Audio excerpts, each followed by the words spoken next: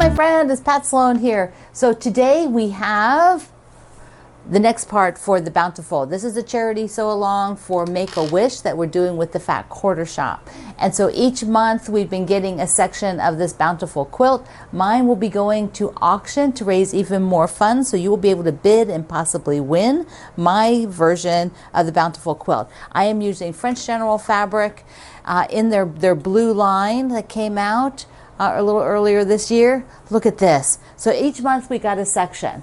So we did the baskets, the center, these long flowers to make the sort of plus sign in the middle, the big stalk flowers over here, and then this month we have the last block for the top, which are the butterflies. Aren't they pretty? Look at them. And so I have, each butterfly is different fabrics. So there was 4 sets of fabrics, and then the center is the same. Let me just move this all the way up so you can see. So let's go ahead and use the other camera, and I can talk about it straight on. There it is. There'll also be a picture at my website today with the picture of it straight on like this. Oh, it looks so good. What a fun layout. Now this is the whole top. There will be a border. I have a border to go around the whole thing. And then next month is a pieced backing, which is so darling. You will definitely want to do that. So this is, look how cute this is. So here's the butterflies for this month. Look at that. So great. And then I put a little pop of yellow in the flower. So there's just a little pop of yellow and that little bit of green. And then the rest is the French General blue, which it's just been so fun to work with that. Beautiful, beautiful fabric line. Okay, there you go. Like I just said, the top is done now. Well, mine's not done. I have to sew it together. But sew it together, there's a border. I think it's 2.5 inch. Yeah, 2.5 inch. So without the border, it's 60 by 60. It is 64 by 64 once you put a 2-inch border all the way around it. So I will be doing that and mine actually has to get ready to go to be long-armed. Because of it going up for charity, for the auction, it has to be finished and then sent to the Fat Quarter Shop for photography and the things that they need to do. So I will be getting this done and giving it to Karen to quilt for me. So that is my my priority. Priority today is to get that done. Okay, so what else do we have going on? We have the 10-minute challenge from Saturday that I forgot. So we'll do that in a second. But before we do that, Scrappiness is happiness. Now I have the whole top together. I do need to put some borders on it still, but I want to show you the top. So we're going to go outside. Okay, let's take it out. We're going to go and put it up on the rail over here. Well, not the rail, between the trees there. Okay, that's where we're going. Here it is, all done except some borders. So I need to put a border here and on the top and on the sides. They have to be wider to get it kind of to a square size. It's pretty big, but I'm loving it. And I decided to switch these two because the hat was over top of the tulip and I just didn't care for the way that looked over top of the tulip, so I moved it over to the right, and yeah, that's much better, and I just loved working with these fabrics every month, using these beautiful blue and yellow and light aqua. They were just so fun. Okay, so let's go. We have to look close, and I used so many fun fabrics. I added in things like this one, but a lot of the fabrics were from my friend Bev's fabric line, and of course that's Bev's background. But here's some baking fabric. So then, and this is Bev's also with the glasses, and this stripe now. Take a look at the stripe, and also this print here that I was using up. So I was putting them in different places around the quilt, just so that there'd be little accents, like there's stripes down here, there's stripes over there on that one. Yeah, there. Anyway, it is just so pretty. I love, love, love how it all turned out. And this is such a great book because all of these pieces you can use, and she shares it with you what the whole quilt would look like. So they are just fantastic. I still think this would make a great runner. Putting the house and then put another tree on this side, maybe 2 trees, maybe the second tree wouldn't be quite as tall, like that tall, like a second one. And so there'd be 4 trees and the house in the middle. I think that'd be a fabulous table runner. I might have to do that. Super cute, super cute. So, okay, let's take it back inside. So we'll see this one again later in the month. Was it next week? I can't remember. I have it one more time in the month because there's also, the pattern has a pieced backing. I am not doing a piece backing, but there is a pattern for the piece backing, and I will have my outer border all done on this and show you the backing that I'm going to use because I haven't even thought about that yet. So we will catch up with Scrappiness is Happiness again this month. Alrighty, my summer memories basket, the picnic basket. I have, I'm about ready to dump stuff here. I did all of them, all 4 of them, not all the baskets. I did these 4 into section, put the sashing. I have that pinky with the pinky red. It's more red than pink with the blue flowers in it. Wow, look. Look. So excited. Okay, so I have to cut more of those. So that is on my short list agenda. But I did find something here. Hold on, let me show you. I know a bunch of you are looking for fabrics and maybe even something for the border of that Summer Memories, the basket. And this fabric line, Dwell, has a lot of, it's got navy, so there's a whole group of navy, but then it has these whites in it, plus an angled stripe, but the whites are good. These would be great for background. Then it has the medium blue, not the lighter blue, but it has this medium blue, which is really, really pretty. Look at this. I love that one. Love that one. And, look at this.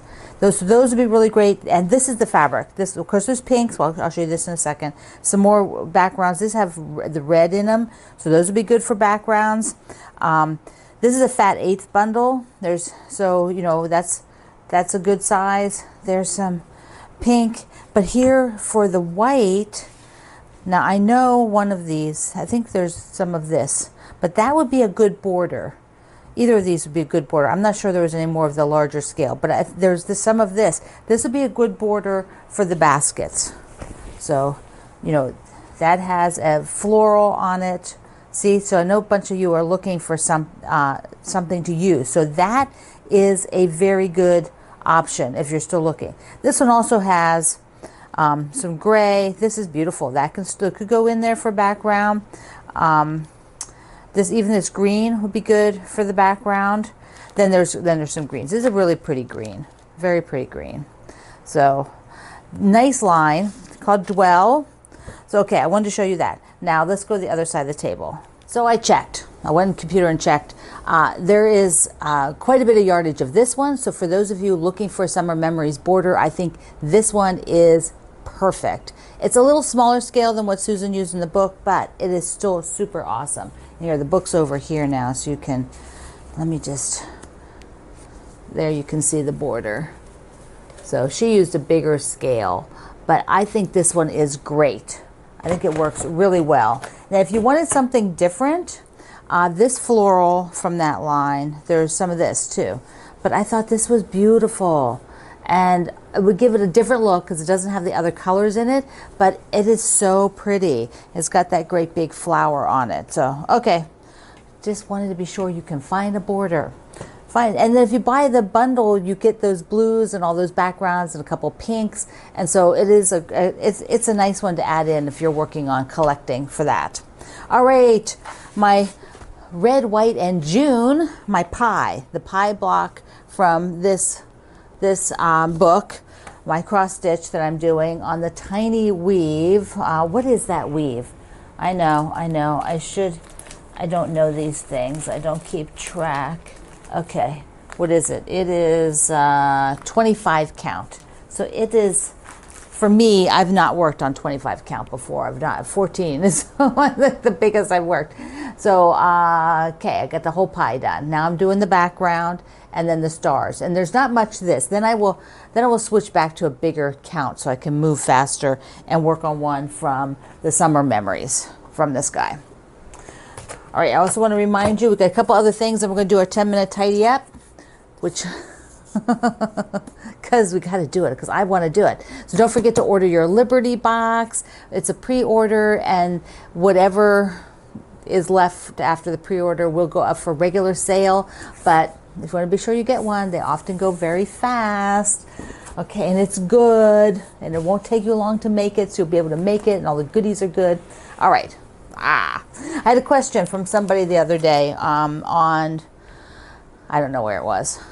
I don't remember where it was, but they wanted to know whether I sewed, like sew and flips. Some of them, when you do sew and flips, you cut away the background and you end up with the tiny little half square triangles, and sometimes they're very small ones. I don't know how many have had. Okay, so like this is a decent size. So those are actually cut away from the charity quilt, but sometimes they're much, much smaller. So one year one project, I decided to keep them all, and I made this. It takes a lot of them. As you can see, this is 1, 2, 3, 4, 5, 6, 7, 8, 9, 9 by 9, just to get this very small wall hanging. And I don't starch it, I didn't have them starched. So when they're tiny like this, they tend to warp a little bit. They just tend to maybe warp a little bit. If the fabric would all been starched that I had used for the bigger ones, so I meant the little cutaways were also starched, then they would be a little crisper. I think they wouldn't have that kind of like a shift that's in there. And I quilted it very simply, just straight lines between, sort of like in the ditch. So I didn't add very much quilting. So I thought I would show that to you, because it is very possible to save those and do something with them. I think the Stronger Together I did at the beginning of the year, I kept some of them and put them on the 4 corners around the quilt. So I did that too. All right, so another thing for today, it is Hot Air Balloon Day. Yes, hot air balloon. I love hot air balloons. Just love them. I've never been up in one, but I've seen them all launch early in the morning several times. And so it is just magical. Just so magical when they all go up. And they're very colorful and just everything about it. We came actually one time over a hill on travel, and they were launching in the evening. And so as we came up over this hill, they were just everywhere. It was just magical. Okay, so there is a hot air balloon pattern, and it is free. So I believe this is from like 2014. This is my hot air balloon, and it was called Snapshots, and it was the charity quilt along from the Fat Quarter Shop, the very first one I worked on, and I gave my quilt to them to auction. So this is what you can get is you download the whole pattern for the whole quilt. So here's the whole quilt. And it is super darling. It's free still from the Fat Quarter Shop, which is very generous of them. I would love to do this as a sew along again, because they were really fun to make the first time. I loved using that polka dot through there, and I didn't, of course, keep that one because it was auctioned off. But I think some year, maybe next year or something, for this summer sew. I don't know. They're a little bit more complicated blocks. I think it'd be a winter sew because each block is a little bit more work. So like a block a week. You're not doing it in 5 minutes.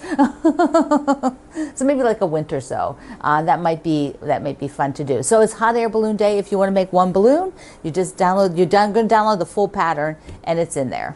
All right, our 10-minute tidy up. Oh, I forgot to show you this. I was just laying there. There's my cross stitches, threads to finish the pie, because it's important to show you all that. Okay, 10-minute tidy up. I'm going to take the camera over there. Take the other camera. My 10-minute tidy up here is going to take probably more than 10 minutes, but I am going to pull this stack off and show it to you, because we're going to empty this into new boxes so that I can have a little bit more room and find the things. And then I need to put that away. This is where you're going to tidy up. You're going to find something that needs to be worked on. This is a small section for me, but I need to figure out, this is some stuff I've shown you, the patriotic fabrics. They really don't need to sit there, need to be in a project bin. This is something I need to show you. This is, I've already shown you, that kind of thing. There's my calendar. So I need to do this, but we'll take this over to the table. So for this video, these boxes have been sitting here way too long that I haven't put the things in them. So I'm going to show them to you. Look at taking that floss out. But then there's a couple things on top.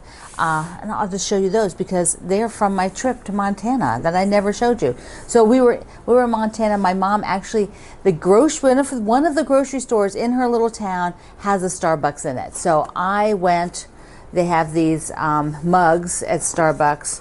They were called the Been There series. Let me see if I can get it open. I can't do it one-handed.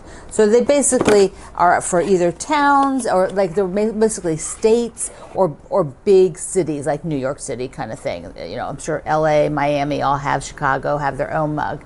But this one is for Montana. So look at that. And Greg likes this size too. So that works out well that we can both use the same size.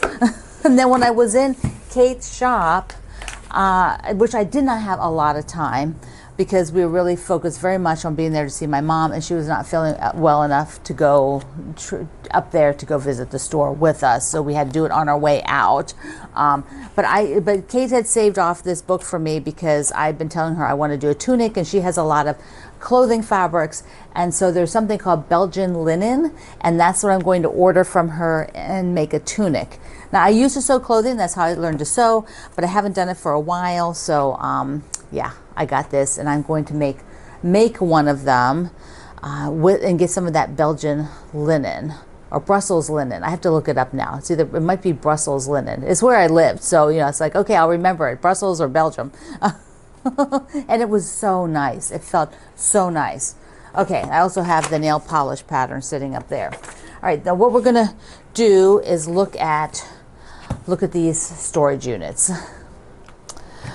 They're stored in these wonderful boxes, which are great if you need some project boxes. So, I mean, if you have ordered them or thinking about them, the boxes then can be kept. Okay, so here is the acrylic. They're nice and heavy. They have little feet on the bottom that will keep them from sliding around. They're packaged with some nice bubble wrap. Yeah, so, whoops, gotta hold on to the drawer, Pat. So here you can see the little feet. They're on the bottom. So they don't slide around. They're nice, they're super sturdy. They're not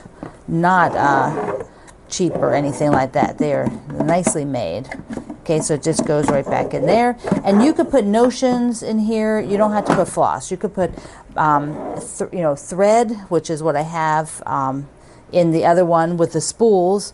I have my floss, my Orifloss in there. But I was putting just a regular floss, and then I'm getting these kits. So, of course, the kits, I don't use all of the thread. And I've just been sort of piling them in here by color.